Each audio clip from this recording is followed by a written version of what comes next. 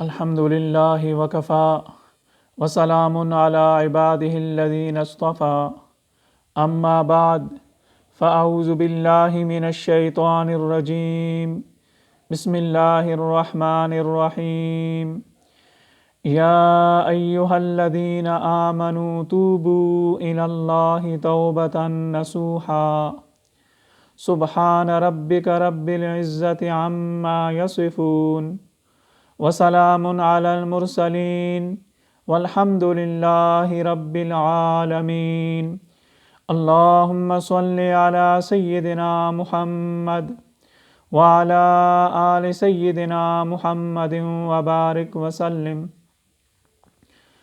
اللہ رب العزت کا فرمان ہے، یا ایہا الذین آمنوا، اے ایمان والو، اے وہ لوگو جو اللہ اور اللہ کے نبی کے احکامات کو ماننے کا اقرار کر چکے ہو، توبوا الی اللہ توبۃ نصوحا، اللہ تعالیٰ کے سامنے سچی پکی توبہ کرو۔ انسان جو کام بھی شریعت کے خلاف کرتا ہے اسے گناہ کہتے ہیں، اور گناہوں کے دنیاوی نقصانات بھی ہوتے ہیں، اخروی نقصانات بھی ہوتے ہیں۔ علامہ ابن القیم رحمہ اللہ نے الداء والدواء کتاب کے اندر لکھا ہے کہ گناہوں کے دنیاوی نقصانات یہ ہیں کہ نیکی کرنے کو جی نہیں کرتا، نماز پڑھنے کو جی نہیں کرتا، تہجد میں اٹھا نہیں جاتا، صبح کی نماز پڑھنے کو دل نہیں کرتا، نیک محفل میں جانے کو جی نہیں چاہتا۔ تو یہ جو اطاعت سے محرومی ہے یہ گناہوں کی سزا ہے۔ نمبر 2، گناہوں کی وجہ سے انسان کا دل بے چین رہتا ہے۔ انسان جتنا بھی کامیابی سے گناہ کر لے، کوئی روکنے والا بھی نہ ہو، کسی کو پتہ بھی نہ چلے، گناہ کرنے کے موقع بھی موجود ہوں، مگر دل بے چین رہتا ہے، سکون چھن جاتا ہے، اطمینان لٹ جاتا ہے، دل کو خوشی نہیں ہوتی، دل پریشان رہتا ہے۔ تیسرے نمبر پر، گناہ کرنے کی وجہ سے انسان کی دعائیں قبول نہیں ہوتی۔ جو دعا مانگتا ہے قبولیت کے آثار ہی نظر نہیں آتے، پھر کہنا شروع کر دیتا ہے جی ہم کیا کریں، اللہ تعالیٰ تو ہماری سنتا ہی نہیں۔ بھائی اللہ تعالیٰ سنتا ہے، ان ربی لسمیع الدعاء، میرا رب دعا کو سنتا ہے، مگر قبول کرنا اس مالک کا اپنا اختیار ہے، وہ کسی کا پابند نہیں ہے، وہ چاہے تو فوراً پوری کر دے اور چاہے تو نہ کرے۔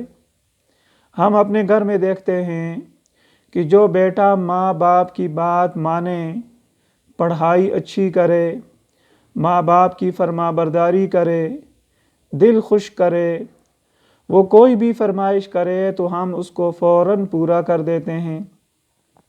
اور جو بچہ ماں باپ کا دل دکھائے، پریشان کرے، بدنام کرے، ذلیل و رسوا کرے، وہ آ کر اگر کوئی فرمائش کرے تو ہم اسے سنی انسنی کر دیتے ہیں۔ تو اسی طرح جو انسان گناہوں کا ارتکاب کرتا ہے، اللہ تعالیٰ اس کی دعاؤں کو سنی انسنی کر دیتا ہے۔ پھر ایک اثر یہ کہ گناہوں کی وجہ سے زندگی سے برکت خط اٹھ جاتی ہے، صحت میں برکت نہیں رہتی۔ چنانچہ عمر 18 سال اور جی میں بیٹھے ہوئے اٹھتا ہوں تو آنکھوں کے سامنے اندھیرا چھا جاتا ہے۔ عمر 24 سال اور لو بلڈ پریشر شروع۔ اتنی چھوٹی سی عمر میں ایسی بیماریاں کہ انسان حیران ہوتا ہے۔ پھر قوت حافظہ میں برکت نہیں، چیز یاد کرتے ہیں فوراً بھول جاتی ہے، سبق سنانے کے وقت یاد ہی نہیں آتا، اور جی میں محنت تو بڑی کرتا ہوں मगर पेपर में लिखते हुए भूल जाता हूँ। तो ये जो भूल जाना है, ये जो निस्यान वाली बीमारी है, ये भी गुनाहों का एक दुनियावी असर है। फिर वक्त में बरकत नहीं रहती, वक्त से बरकत उठा ली जाती है। चाहते हैं कि वक्त पर काम सिमट जाएं, मगर नहीं सिमटते। सारे काम अधूरे अधूरे रहते हैं। जिस काम में भी हाथ डालते हैं वही अधूरा। फिर एक बेबरकती ये होती है कि घर में जवान बच्चे हैं और बच्चियां हैं, उनके रिश्ते ही नहीं होते। ओ जी क्या करें, लोग आते हैं बेटी का रिश्ता देखने के लिए और खुश होकर जाते हैं, मगर दोबारा कोई नहीं आता। तो ये भी गुनाहों का वबाल है। फिर ये कि गुनाहों के इर्तिकाब की वजह से नेमतों में वबाल आना शुरू हो जाता है, ज़वाल आना शुरू हो जाता है। याद रखें, जो अल्लाह नेमतें देना जानता है, वो अल्लाह नेमतें लेना भी जानता है।